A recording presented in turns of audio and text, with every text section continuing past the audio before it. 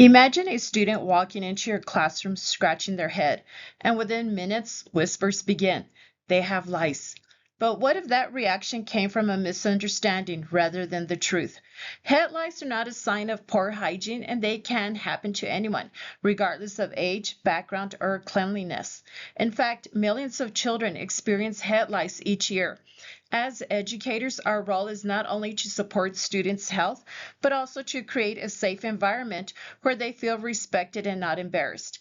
Today, we will discuss how head lice spread, common myths surrounding lice, and how schools and families can respond in ways that protect both students' well-being and dignity.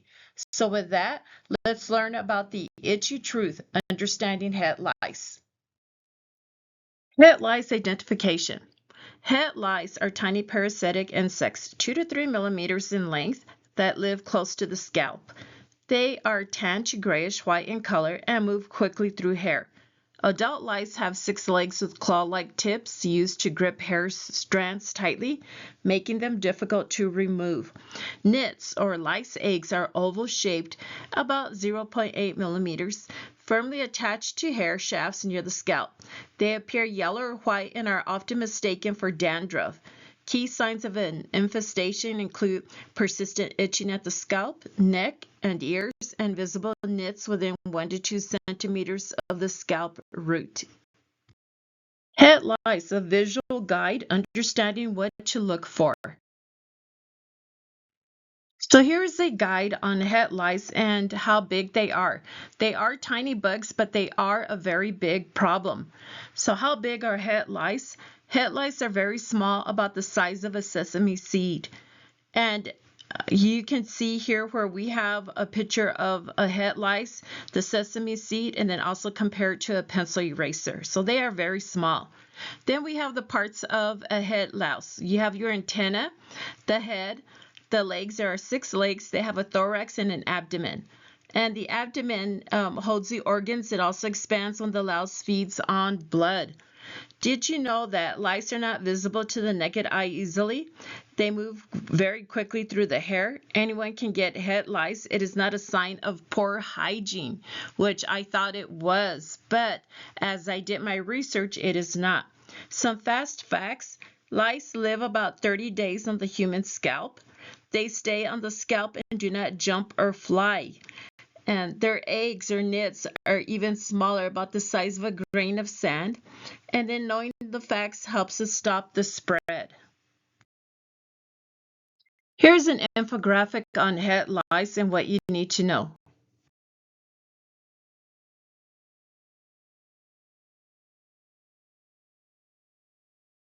Here is a larger view of the infographic on the previous page. Here we have the head lice, what you need to know. So what are head lice? Head lice are tiny insects that live on the human scalp and feed on blood. They are not a sign of poor hygiene and can affect anyone. Signs and symptoms: you have an itchy head, which is most common, a tickling feeling or like movement in your hair, difficulty sleeping for some, irritability, and then there are sores on the scalp from scratching. You have the life cycle of the lice. We start with the egg. It takes 7 to 10 days to hatch.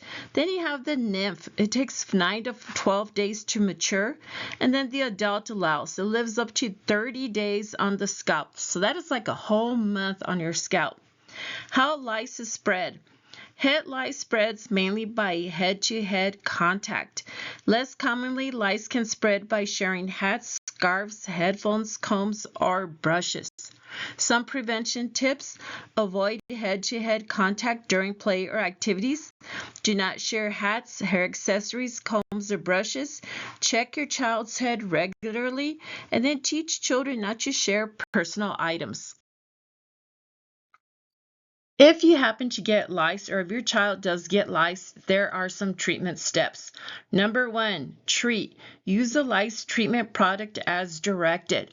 You can get some of these products over the counter through Walgreens, CVS, or even Walmart. 2, remove. Use a nit comb to remove lice and nits. Repeat every 7 to 10 days. 3, clean. Wash clothing, bedding, towels, and hats in hot water. 4, vacuum. Vacuum carpets, furniture, and car seats to remove any lice. Important facts to know. Het lice do not jump or fly. They cannot live long off the human scalp. Anyone can get het lice. Treatment works. Be patient and follow all steps. When to check again, check the entire family in 7 to 10 days, and then recheck and repeat treatment if needed. There are also alternate remedies to get rid of het lice. For example, we have the Nick comb, mayonnaise, coconut oil, tree tea oil, petroleum jelly, neem, white vinegar, and camphor. I found this article online titled How to Get Rid of Het Lice, 10 Tips and Remedies. So let's test our knowledge. How do you think het lice spreads? Is it A, sharing hats, B, head-to-head contact, C, through pets, or D, poor hygiene? The correct answer is B, head-to-head contact. Direct head-to-head contact is the most common way het lice spread. When heads touch during play, sports, or close social activities, lice can crawl from one person's hair to another. This is why children are most commonly affected. They often have close physical contact with their peers. Sharing personal items such as hats, combs, brushes, or hair accessories can also spread het lice, but this is much less common. Lice prefer to live on the scalp and do not survive long away from a human host, making object-to-person transmission relatively rare. And finally, het lice do not come from pets. They only affect humans. Having het lice is also not a sign of poor hygiene. Lice do not care how clean your hair is. Anyone can get het lice regardless of how often they wash their hair or how tidy they are. Here are some more questions and answers about het lice. Question: why do you think there is still so much stigma surrounding het lice, even though anyone can get them? Answer: there is still a stigma around het lice because many people incorrectly associate them with being dirty, having poor hygiene, or not taking care of themselves. These misunderstandings can cause children and families to feel embarrassed or ashamed when lice are found. In reality, het lice are a common issue that can affect anyone, and getting lice does not reflect a person's cleanliness or family situation. Question: what can schools and families do to prevent the spread of het lice while avoiding embarrassment for children? Answer: schools and families can help prevent the spread of het lice by providing accurate information, encouraging children not to share personal items like hats or brushes, and checking for lice when there is a concern. Schools should handle lice cases privately and avoid singling out students. Families can support children by addressing lice calmly, treating the problem appropriately, and reassuring children that having lice is common and not something to be ashamed of. Creating a supportive and respectful environment helps protect students' health while also protecting their confidence and well-being. Remember, stay informed and stay protected. This is a reference that I used on how to get rid of het lice, 10 tips and remedies. Check out this article. It is very informative. Thank you for watching.